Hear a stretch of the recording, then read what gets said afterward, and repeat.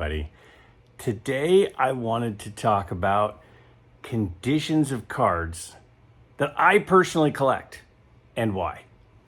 So I consider myself to be a collector. I do not consider my collection to be an investment.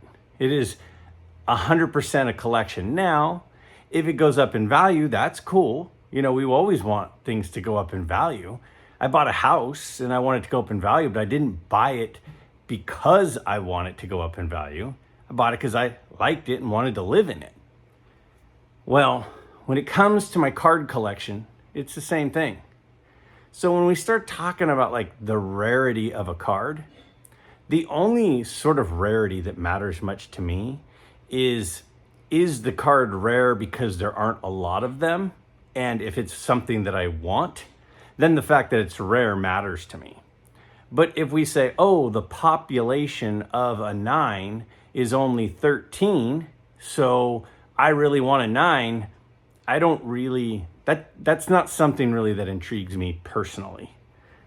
I have no problem having a grade of a 2 or a 3 of a card instead of a 7 or an 8 or a 9, if when I look at the 2 or the 3, it's not distracting.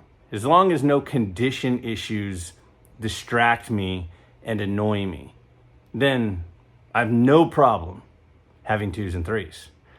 So let me show you a few examples from my collection of cards that I've picked up in the last 6 months that are low grade cards. And I'm going to explain why I got them, why I like them.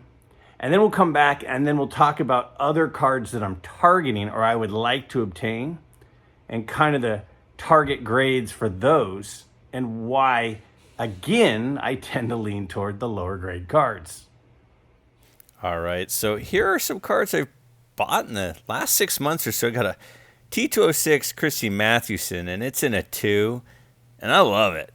I mean, I got no issue with the fact that it's a 2. Here's my Willie Keeler in a 2, and I love this one. The picture is great, the centering's great. And my Elmer Flick, another T206. I've shown these off, I think, but it's been a while, these particular cards. This one's a 3, but another really cool-looking card. I got my 1950 Bowman Ted Williams in a 1, and you can see it's got a couple creases in it. But to me, it looks great, and I love having it. Got my Monty Irvin rookie, 51 Bowman.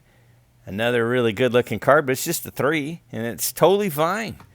No problems. And then a recent pickup at a show, this 58 Willie Mays in a 2.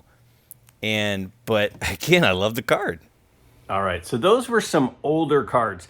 And the older they are, the further back we go, the more it doesn't matter to me, the grade, as long as the condition is not distracting. So when it comes to newer cards, and when we say newer, I'd say anything from at least 1980 and after is newer. I think you could maybe push that back into, I don't know, early 70s even. But I want to take a look at a couple of newer cards. And when I talk about low grade condition, what does that mean with a couple of modern cards that I would like to obtain, and the prices and the grades that are kind of, you know, something that a lot of us would look at. So check these out. All right, the 89 Upper Deck Ken Griffey Jr., the iconic card of its era. And when you look at it, look at these two cards. Which one do you think is a better grade? You say, what do you mean? They look pretty much the same. I agree, they do look pretty much the same. But the value of one of them is way more than the other. Look at that. The one on the right is a 10. The one on the left is a 9. Even though they look pretty much the same to me. And the value of the 9, look at that. About $200 for the 9. Even though it looks absolutely perfect. And it's crazy to me that when you look at the 10 value, it's worth over $2,000 more. Why would I pay an extra $2,000 as a collector? As a collector, that doesn't make sense. How about these two Ricky Hendersons? Which one's better? And you're probably thinking, well, they kind of look the same. Don't see anything vastly different.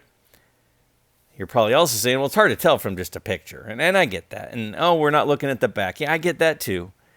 But generally speaking, the cards are pretty much the same, right? Well, the one on the right is an 8. The one on the left is a 9. And what does that mean? Well, apparently it means about $1,000. Because the one on the right recently sold for $200 and about $14. Right? And that's because it was an 8. But the one on the left that looks pretty much the same to most of us is an extra $1,000 in change. $1,000. And again, to me, when you look at them, they look pretty much the same. So as a collector, why would I spend an extra $1,000 for the one on the left when the one on the right looks exactly the same and I save $1,000? All right. So when we're talking about newer cards, and there are lots of them, like pretty much every day there's going to be a PSA 9 Ken Griffey Jr. 89 Upper Deck that is ending at auction. There are probably 10 or 20 PSA or SGC 9s listed right now that I could get. Not a rare card by any means. That would be a high demand, high supply card. Another card, that Ricky Henderson, I'd love to get one of those. There are lots of them out there. If an auction comes up for an 8 and I don't get it, that's okay, because there's going to be another 8 really soon. So again, it's a high demand, but a pretty high supply card. It's the older cards. It's the cards from pre-war. It's the cards from the early 50s, the late 40s.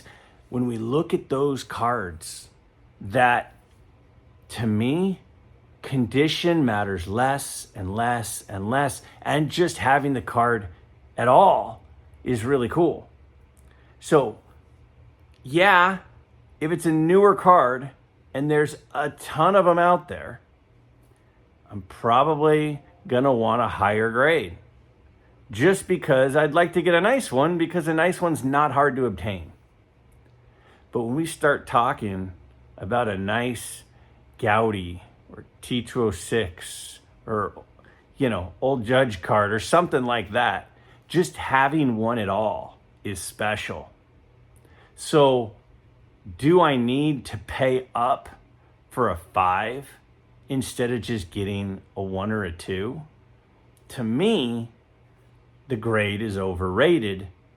The older we go, the rarer the card is. Not the rarer the grade is. The rarer the card is, the harder it is to find the card at all. So let me show you some cards from the 50s and before that I would like to be adding to my collection. And I want to look at the difference in condition, in pretty good grades versus pretty low grades, and price from pretty low grades to pretty high grades. And when we look at that, I'm going to explain why I'm kind of a low grade collector.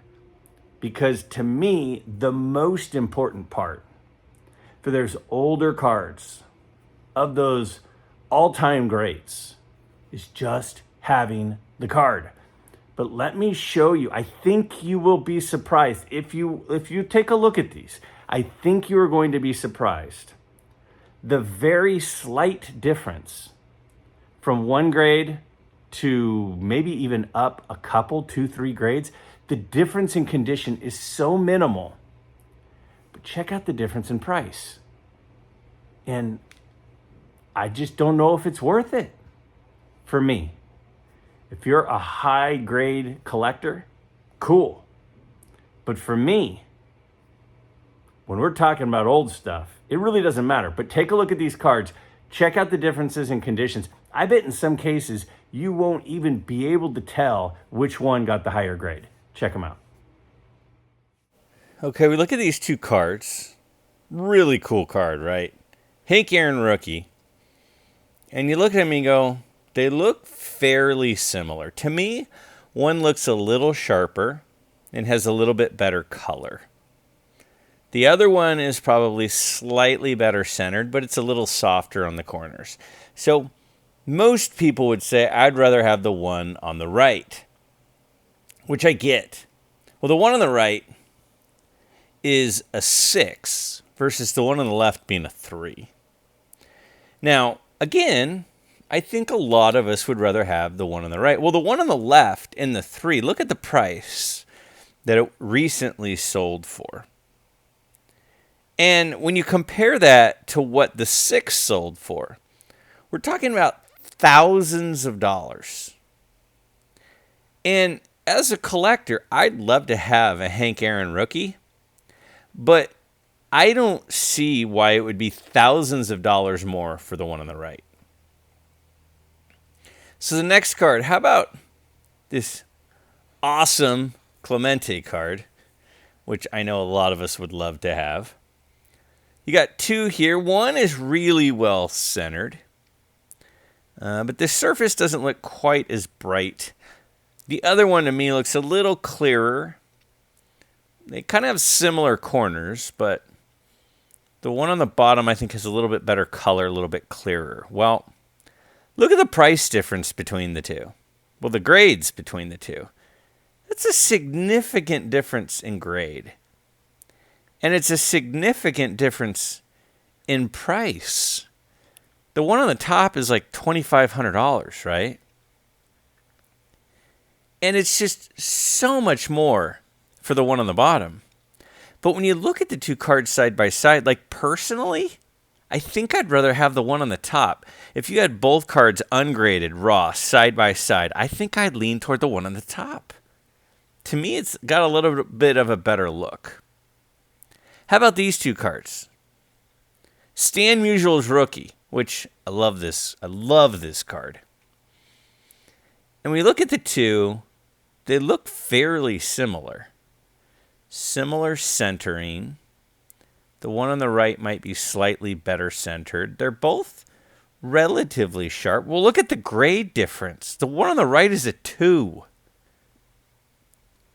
So the one on the right that got the 2, look at what that one sells for. That one sold for $900, well, just under $900. Versus the other one, which sold for over $600 more. Right? We look at the one on the top here, it sold for $1,500 and change. Versus $890. I think card-wise, it's a coin flip, which one I'd rather have. And then one of them I could have it plus $600. So why do we need the 5? He said, well, we're just looking at a picture. I mean, when you look at it in person, it might be different. I know, but we're buying it from a picture. These prices were based on the picture. All right, got a couple of Ted Williams play ball cards. Now, the one on the right is clearly better centered, but the one on the right is clearly softer. The corners are rounded for sure. One on the left is much sharper, a little bit better color, but it's off center. If I had my pick, I would rather have the one on the right.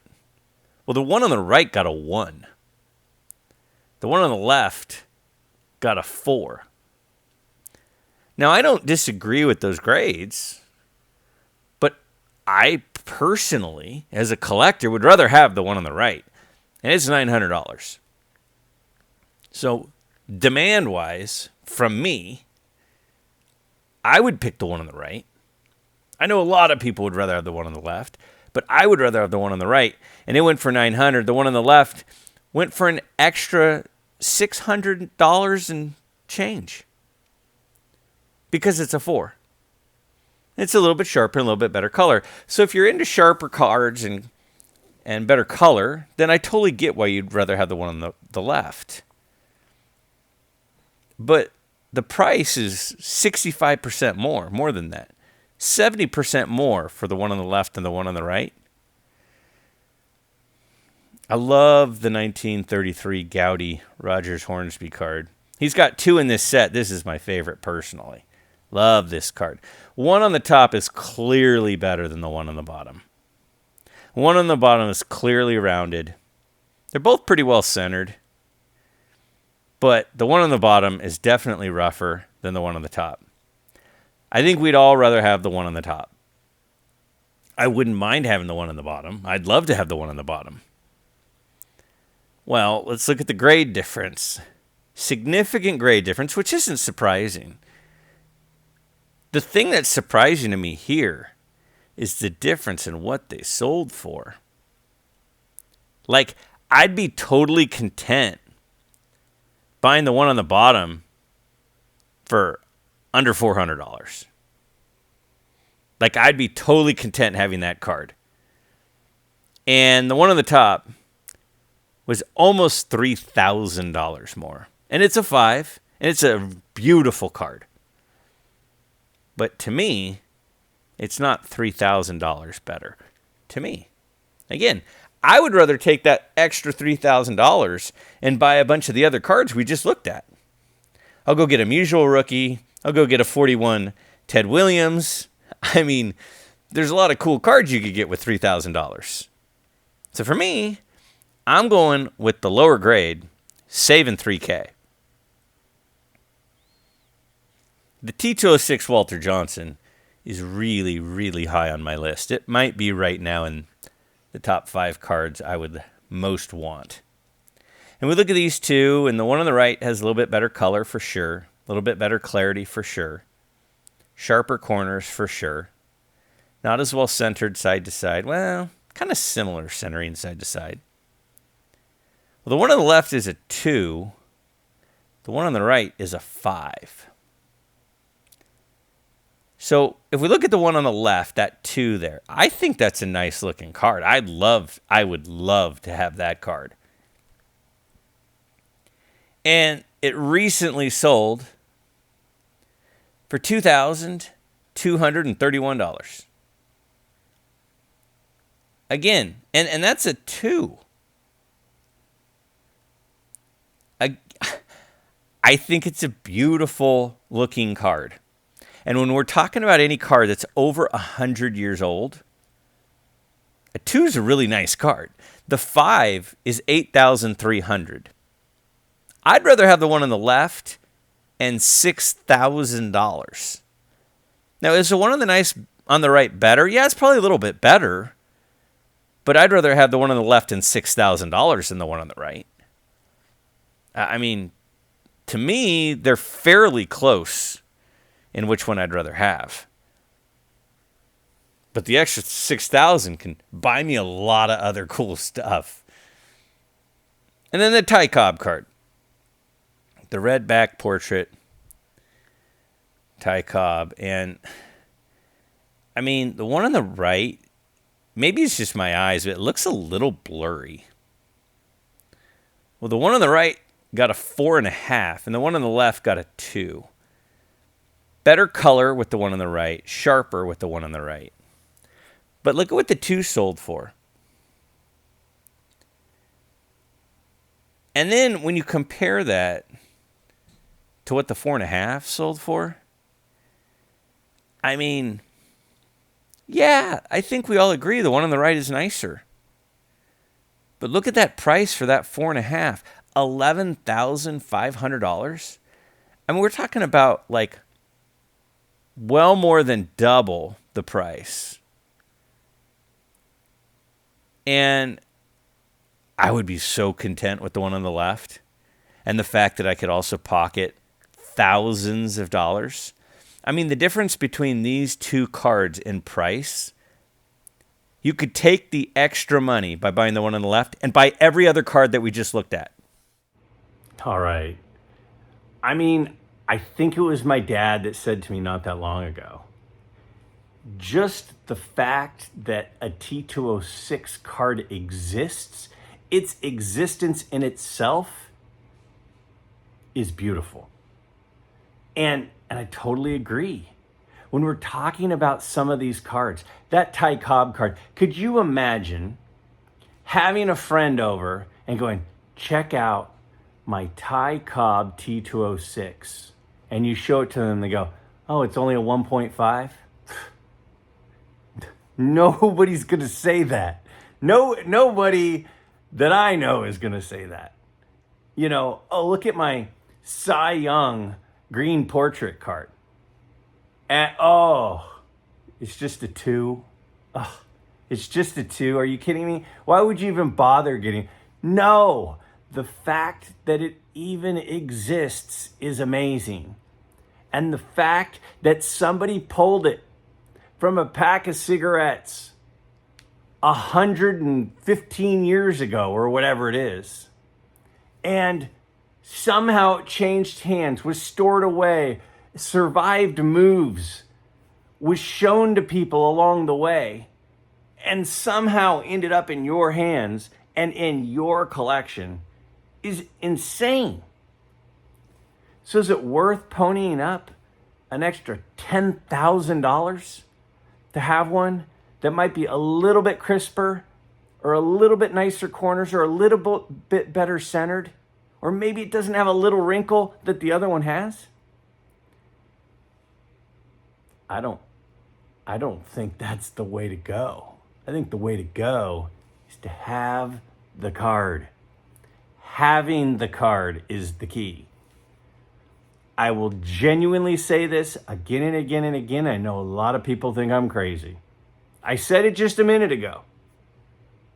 Sometimes I think the card that's in a little bit rougher condition is the one I'd rather have.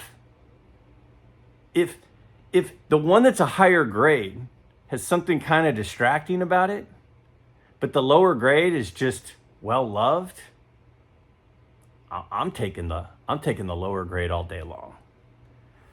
I said this before, I'll say it again as well. Some cards I'm looking for, I am not looking for a high grade. Some of the grail cards I've been chasing for a long time, I want to see that it's been loved. To me, it adds character. Tell me what you think. Tell me what you think about some of those comparisons and how the difference in condition in some cases was very, very little, but the price difference was insanely different. Double the price, triple the price for a card that's a little bit nicer. Definitely buy the card, not the grade. But the key is buy the card. Have the card. That's the key for me. But again, I'm a collector. I do not consider myself an investor. Let me know what you think.